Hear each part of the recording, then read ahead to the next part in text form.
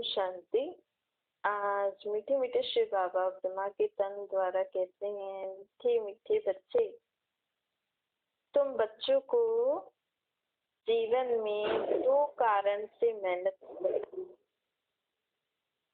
एक तो कोई ना कोई विघ्न आता है तो हम मेहनत लगती है ना उस विघ्न से पार होने में, या फिर कभी संबंध संपर्क में जब हम आते हैं तो कर्म में आते आते छोटी सी बात में व्यर्थ फील कर लेते हैं। इस कारण भी हमें फिर थोड़ी मेहनत लगती है जीवन।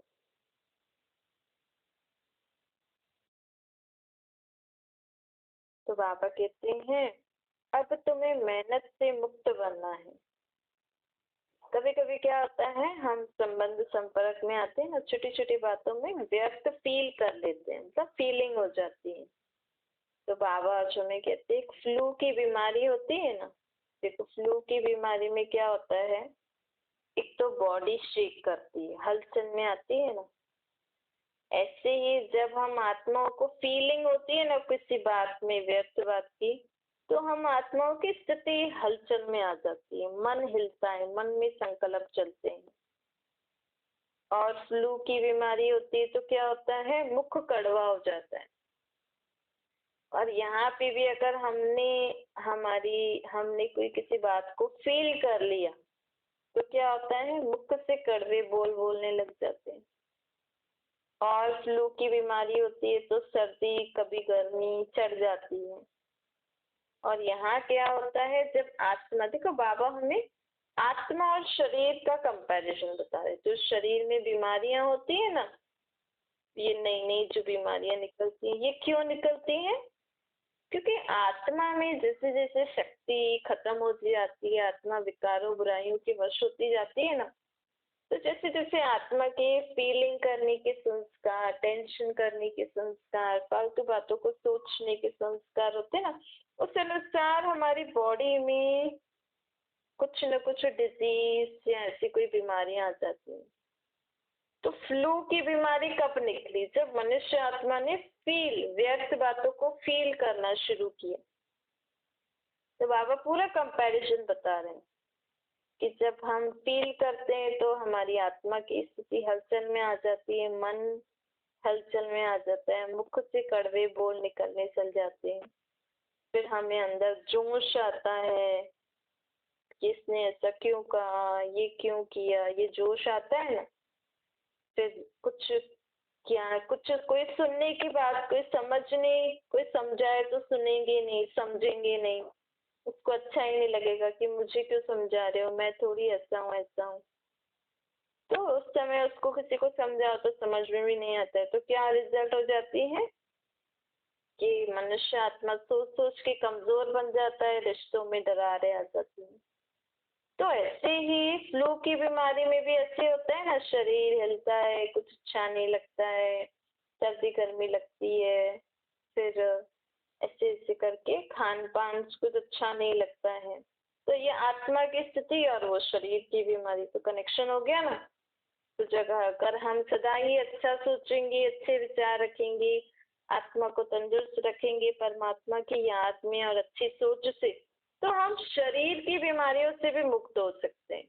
बाबा का कहने का मतलब ये है कि जितना जितना हम आत्मा समझ के परमात्मा को याद करके अपने मन वचन कर्म, मन बुद्धि संस्कार, अपने मन वचन कर्मों को सुधारेंगे तो ऑटोमेटिकली हमारी देह की बीमारियों से भी हम मुक्त हो सकते हैं। एक कर्म भोग है, वो भी हम परमात्मा की याद में चुप्तू कर सकते हैं। तो बाबा कहते हैं इसीलिए कभी भी फीलिंग नहीं करना, कुछ भी व्यर्थ बातों को फील नहीं करना, हमेशा शुद्ध फीलिंग रखना। जैसे बाबा हमें सदा शुद्ध फीलिंग देते हैं ना कि आप कौन सी आत्मा हो। जिस आत्मा ने परमात्मा को पहचाना, आप देव आत्मा हो, महान आत्मा हो, श्रेष्ठ आत्मा हो। इस विश्व में आप आदि सनातन देवी देवता धर्म वाली आत्मा हो, आप परम धाम निवासी आत्मा हो, शक्तिशाली आत्मा हो, आप सदा खुश रहने वाली। आप आत्माओं का मन सदा स्वच्छ है, बुद्धि सदा क्लीन एंड क्लियर है, आपके संस्कार बाप जैसे हैं, तो और कोई भी आप शुद्ध फीलिंग रखोगे ना मन में, तो आप कभी भी आपको फीलिंग नहीं होगी। देखो किसी किसी की आदत होती है ना, उसको कोई कितना भी बोले वो फील नहीं करता है। क्यों?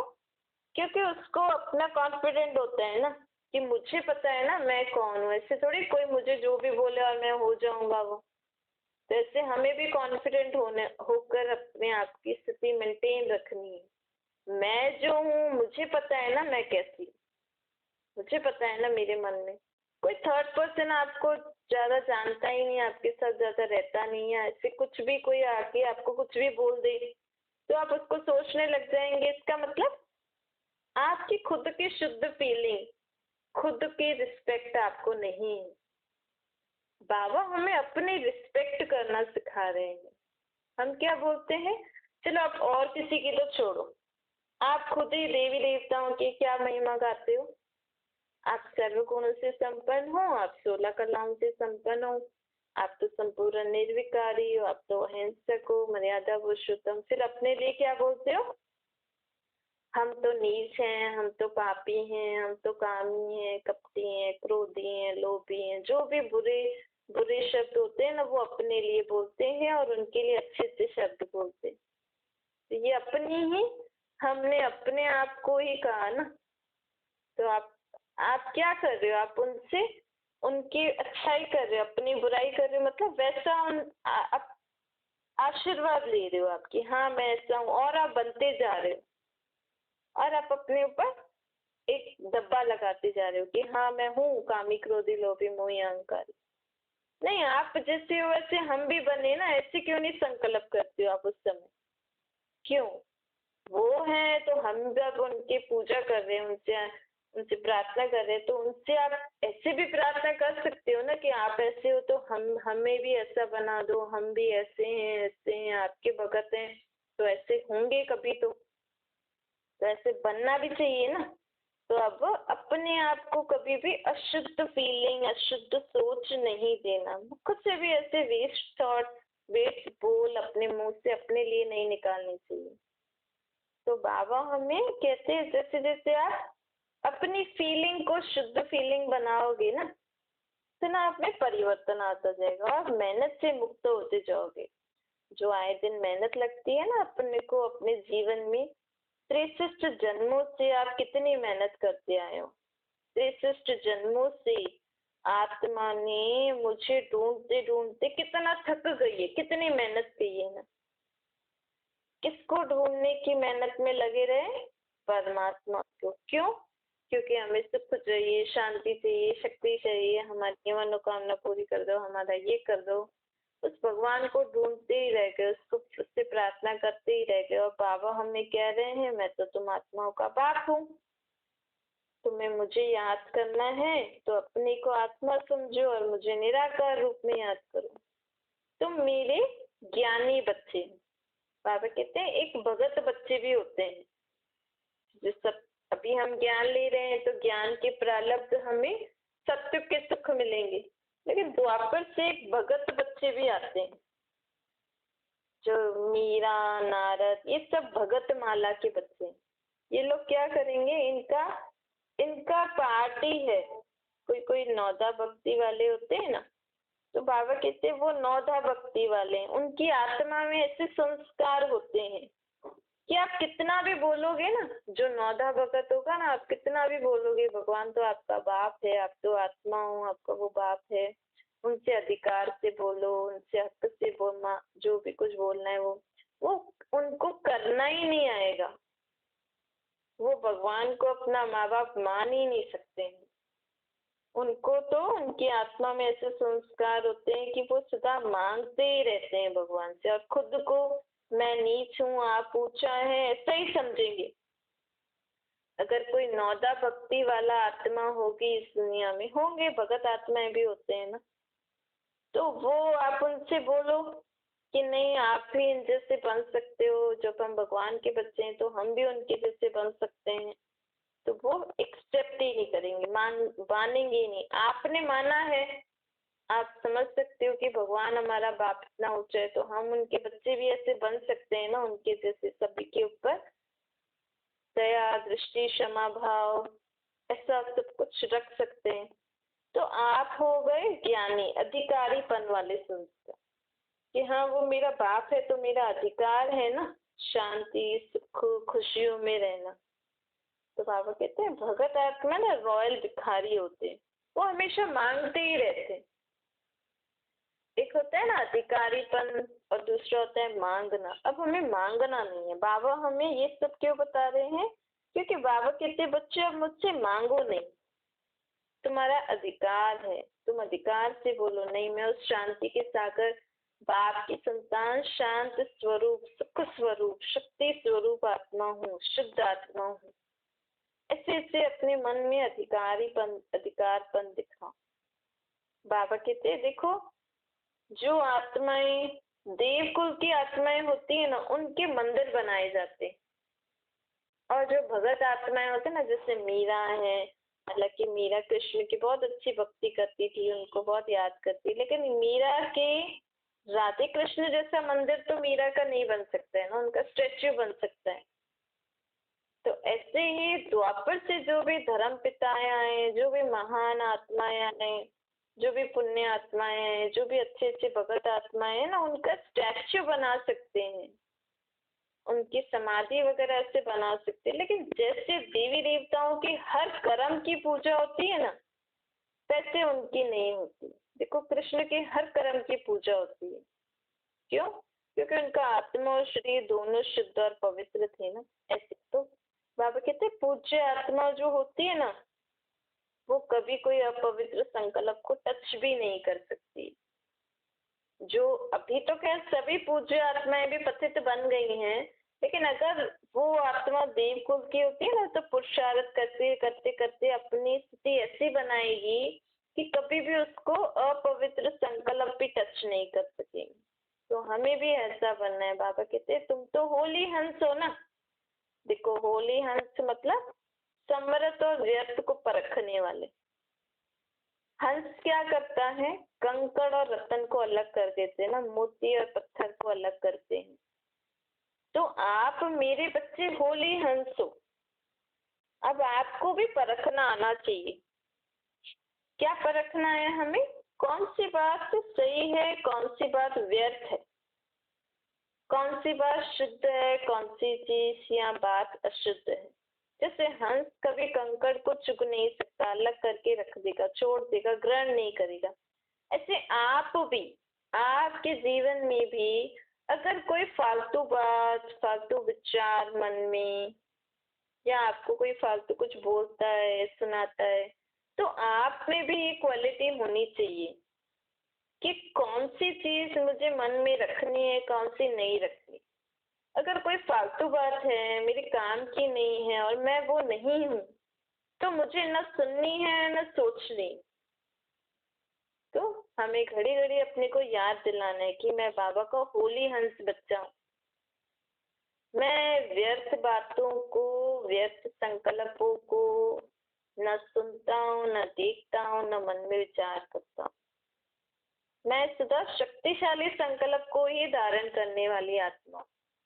इससे अपने आप को पक्का करो। अगर व्यर्थ आ भी जाए, समझो आपको कोई बोल भी रहा है, कोई सुना भी रहा है, आप देख भी रहे हो, तो आप उसको धारण ही नहीं करो ना, आप उस पर ध्यान ही नहीं दो। अगर आप जा रहे हो, जाते समय कोई कचरा आ गया या कोई भी कुछ ऐसी चीज हो गई, आपको उससे मतलब नहीं है, आप उस साइड में निकल जाओगे ना, वो साइड सीन हो गया। वैसे हमें भी जीवन में ये क्वालिटी अपनानी चाहिए कि कभी भी व्यर्थ बातों को सुनना, बोलना, सोचना नहीं है। इससे क्या होता है, हम टाइम वेस्ट करते हैं, उसको सोच के अपनी एनर्जी वेस्ट करते हैं, आत्मा की एनर्जी, शरीर की एनर्जी, कितना टाइम वेस्ट कितना होता है, और इससे तन पे भी बहुत असर पड़ता है। अब बाबा कहते हैं देखो आपने उल्टी सुल्टी बातें सोच के क्या किया, अपने तन को भी बीमार किया, मन को भी दुखी परेशान किया, आपकी सुख शांति चली गई, धन भी तो जाता है ना।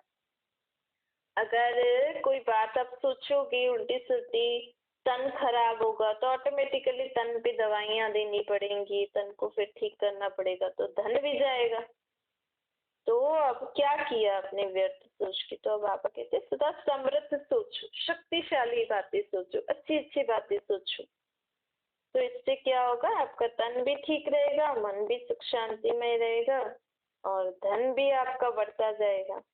अब बाबा हमें यही पढ़ाई पढ़ा के हमें 21 जन्म का वर्षा देने आए हैं। आपको सत्युग में तन भी अच्छा मिलेगा, मन भी सदा खुश रहने वाला और धन तो अथाह होगा। धन तो ऐसे होगा जैसे अभी मिट्टी है, अभी मिट्टी का भी मूल्य है ना, लेकिन सत्युग में रत्नों से हम खेलेंगे, रत्नों से मकानों की सजावट होगी। तो कितना जमा कर रहे हैं, अपना जमा का खाता देखो। आज सारा दिन मैंने कितना अच्छे शब्द बोले, कितना अच्छा सोचा, कितने अच्छे कर्म किए, कितना बाबा को याद किया, कितना बाबा के ज्ञान रत्नों को सुन के धारण करके मनन किया, ये जमा करना हो। तो अब हमें जमा करना है 21 जन्मों के लिए। अब हमें व्यर्थ नहीं गंवाना है, ये हमें से ध्यान रखना है। बाबा कहते एक अभी ना हम पूरे कल्प की कमाई कर रहे हैं, जो आने वाले जो 5000 साल हैं, उन आने वाले 5000 सालों में का भाग्य आप लिख रहे हो। एक सेकंड हमारा एक साल के बराबर है, तो एक एक सेकंड कितना बड़ा है, तो हमें इसे गंवाना नहीं है, अब जमा करना है। संकल्प और स्वप्न में भी हमें सब प्रकार के व्यर्थ से मुक्त रहना है, इतना हमें शक्तिशाली बनना है। बाबा कहते हैं होली का अर्थ पवित्रता भी होता है, पवित्रता की शक्ति से हमें अपवित्रता को भगाना है। सिर्फ हमें अपवित्रता, सिर्फ ब्रह्मचर्य पालन करना ही पवित्रता नहीं है। अपवित्रता हमारी सोच, बोल, कर्म, व्यर्थ जो हम सोचते हैं, खान पान, संबंध, व्यवहार, संग वगैरह, ये सब भी इम्प्योरिटी है। तो इन सब से भी हमें मुक्त होना है। कैसे? सदा ये याद रखो, मैं परम पवित्र आत्मा हूँ, मैं शक्तिशाली आत्मा हूँ। तो ऑटोमेटिकली इम्प्योरिटी हमारी आत्मा में से निकलती जाएगी, और जब हमारी में शक्ति आएगी तो हमारे आसपास का भी किचड़ा साफ होगा। पवित्रता की शक्ति से हम आत्मा अपने को स्वच्छ कर सकते हैं। आत्मा में जो किचड़ा है, आश्चर्य स्वभाव, संस्कारों का, बुराइयों का, वो सब खत्म हो जाएगा। बाबा कहते जैसे देखो देवियों की यादगार में दिखाते हैं ना कि ज्वाला से आसुरों को भस्म कर दिया। आसुर नहीं, लेकिन आसुरी शक्तियों को खत्म किया। अब क्या करना है? कौन सी ज्वाला से? हम आत्माओं को एक ही संकल्प कि बस मैं आत्मा हूँ, बाबा का बच्चा हूँ, बस मैं निराकार आत्मा, उस निराकार परमात्मा से मुझे आत्मा में इतनी शक्तियां आ रही हैं कि मेरी सारे आसुरी स्वभाव, संस्कार खत्म होते जा रहे हैं। ये होता है, इसका मतलब ये है। ऐसे कोई देवी या कोई असुरों को खत्म नहीं करती, ये परमात्मा की शक्ति से हमें अपने आत्मा में जो आसुरी शक्तियां हैं, जो आसुरी स्वभाव संस्कार है, उसको खत्म करना है। असल में बात ये है, शिव की शक्ति सिर्फ देवियां नहीं है। आप जो भी शिव से अपने अंदर शक्ति धारण करती है ना, वो शिव की शक्ति हो गई। तो अभी हमें शिव बाबा से शक्ति लेनी है। क्यों? क्योंकि हमें हमारे अंदर आसुरी स्वभाव संस्कार तो है ना। असुर मतलब जोर से बोलना, चिल्लाना, लड़ाई झगड़ा, खून पाप मार वगैरह। मतलब हम बड़े रूप में लड़ाई झगड़ा मार पाप नहीं कर, लेकिन फिर भी आप बच्चों को तो कभी न कभी लोग हाथ उठा ही लेते हैं। अगर आप नहीं भी उठाते तो अच्छी बात है, आप में वो बात नहीं है। तो फिर भी जोर से बोलना, हंसना वगैरह, या जो भी छोटी मोटी होते हैं, मतलब तो कि हमें सब कुछ क्लीन एंड क्लियर करके दैवी स्वभाव और संस्कार धारण करने। देखो देवताओं के आप चित्र देखोगे, उनके मुख में हर्षितपना भी होता है, लेकिन उनके दांत दिखते हैं? नहीं दिखते ना, लेकिन उनके मुख में हर्षितपना होता है। तो हमें भी वैसा बनना है। मतलब ऐसा हमारी मुस्कान बोल, बाबा बोलते हैं हमारे बोल ऐसे होने चाहिए कि जिससे हमारा काम है ना सिर्फ वही सुने, तीसरे तक आवाज ही नहीं जाए। ताकि तीसरे तक आवाज नहीं जाएगा तो वो व्यर्थ नहीं सोचेगा।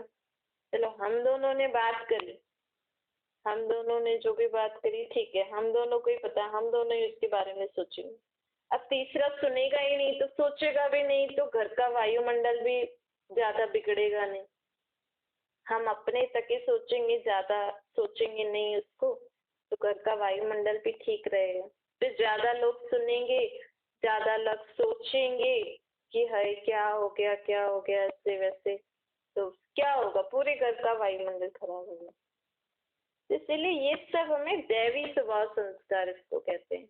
हमारा खान पान, जैसे कई लोग आवाज करके खाते हैं, हमारी चलना, ये भी दैवी स्वभाव संस्कारों में आ जाते हैं।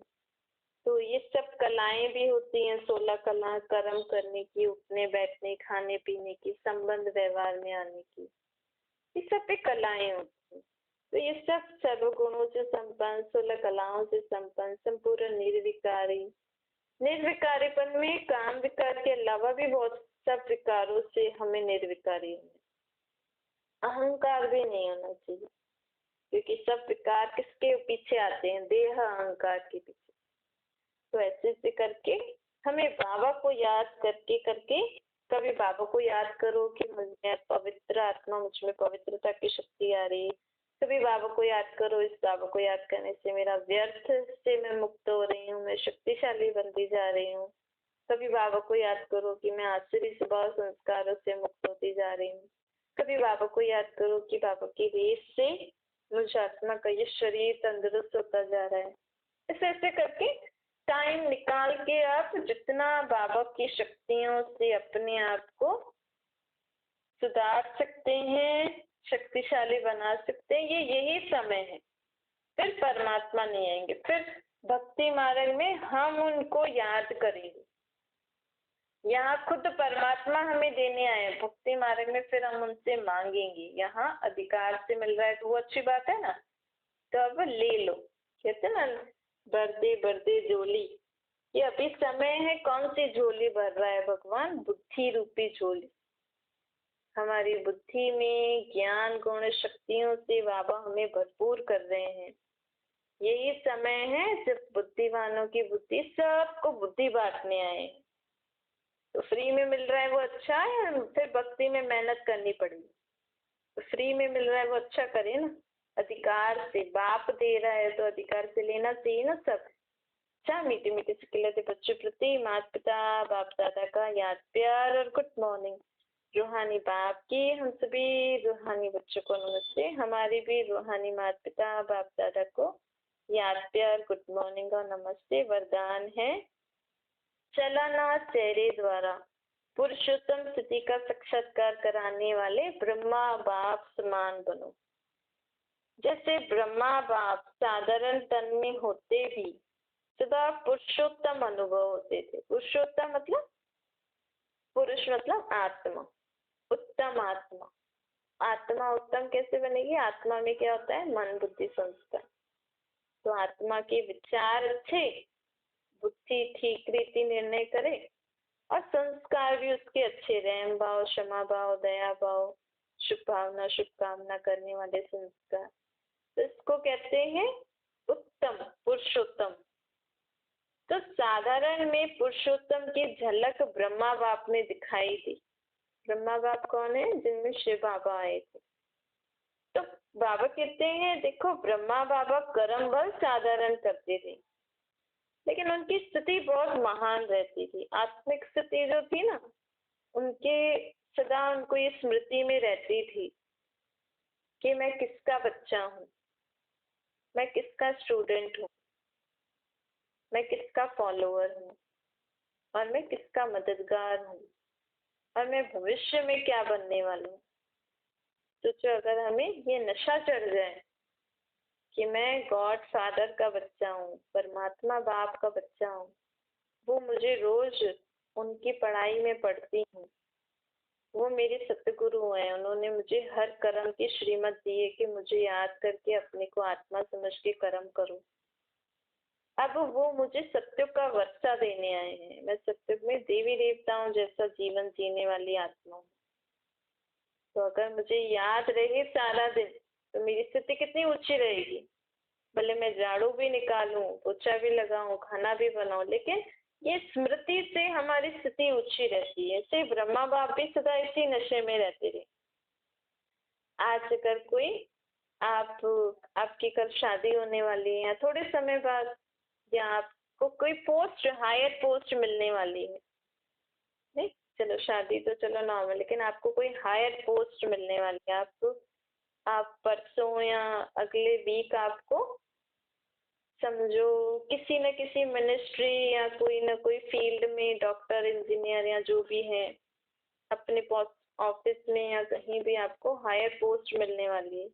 तो आप खाना तो खाओगे ही सही, अपना कार्य जो भी काम है वो भी करोगे ही सही, लेकिन आपको वो याद रहेगा और आप हर कर्म करते हो उस याद में करोगे, तो आपका हर कर्म बहुत ऊंचा हो जाएगा। भले आप कुछ भी करो, लेकिन आपकी वो जो सोच होती है ना अंदर, उससे हमारी झलक अलग दिखाई देती है लोगों को। ऐसे ब्रह्मा बाप को भी है ना सदा ये याद रहता था, इसीलिए उनका कर्म भले वो कैसा भी साधारण करते थे, लेकिन उनकी स्थिति, आत्मिक स्थिति बहुत महान होती थी, जिससे उनके चेहरे पर श्रेष्ठ जीवन का प्रभाव दिखता था। जैसे लौकिक रीति में भी कोई कोई बच्चा माँ बाप के ऊपर जाते तो कहते हैं ना, इनका चलन और चेहरा इनके बाप समान है। तो यहाँ चेहरे की बात नहीं है, यहाँ तो हमारी चलन से हमारा चित्र दिखाई देगा। जैसे आत्मा अगर सदा ये सोचती रहेगी बाबा के ज्ञान की बातें और मुझे क्या प्राप्त हो रहा है और आगे क्या क्या मिलने वाला है, तो हमारी हर चलन में उस परमात्मा बाप का अनुभव होगा कि इनको देने वाला वो कितना ऊंचा है। तो ब्रह्मा बाप समान हमें बनना है। जैसे ब्रह्मा बाप ने भी हर कर्म करते बाबा को याद किया, बाबा के श्रीमत पे चल के पुरुषोत्तम स्थिति को प्राप्त किया, हमें भी ऐसी स्थिति प्राप्त करनी है। स्लोगन है, जो एक स्थिति के श्रेष्ठ आसन पर स्थित रहता है वही सच्चा तपस्वी है। अब तपस्या मतलब ये नहीं कि हम सारा दिन कोई नाम जपे या कोई किसी को याद करते रहे। तपस्या मतलब आप हर कर्म करते और आपके जीवन में कुछ भी हो जाए, चाहे आपकी कोई इंसल्ट करे या तारीफ करे, चाहे आपकी कोई हार हो चाहे जीत हो, कुछ भी हो जाए, कैसी भी परिस्थिति अच्छी या बुरी, लेकिन आपकी स्थिति सदा एक रस रहनी चाहिए, आत्मिक स्थिति। आपको किसी ने अच्छा बोल दिया तो आप बहुत खुश हो गए, अरे वाह मेरी तो इतनी तारीफ हो रही है। और आपके किसी ने इंसल्ट कर दी, बुरा भला बोल दिया और आप रोने लग गए, दुखी हो गए, परेशान हो गए, ऐसा नहीं होना चाहिए।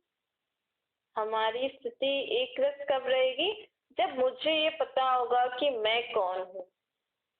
मुझे अगर ये अंदर अपने बारे में सब कुछ पता होगा कि मैं कौन हूँ, कैसी हूँ, मुझे क्या करना है, मुझे अभी कौन प्राप्त हुआ है, मुझे आगे क्या करना है, तो कोई मेरी इंसल्ट करे या मेरी कोई तारीफ करे, कोई मुझे कुछ भी बुरा भला बोले या मैं कहीं मुझे हार भी मिल गई, लेकिन मेरे मन में मुझे पता है मुझे किस टारगेट तक पहुंचना है, मुझे क्या बनना है, मुझे क्या प्राप्त करना है, मैं कैसी हूँ। तो जो भी सिचुएशन आएगी ना उसमें मेरी स्थिति एक रस रहेगी, और यही तपस्या है, अपनी एक रस स्थिति में स्थित होना, बाबा की याद में रहकर। यही क्या होती है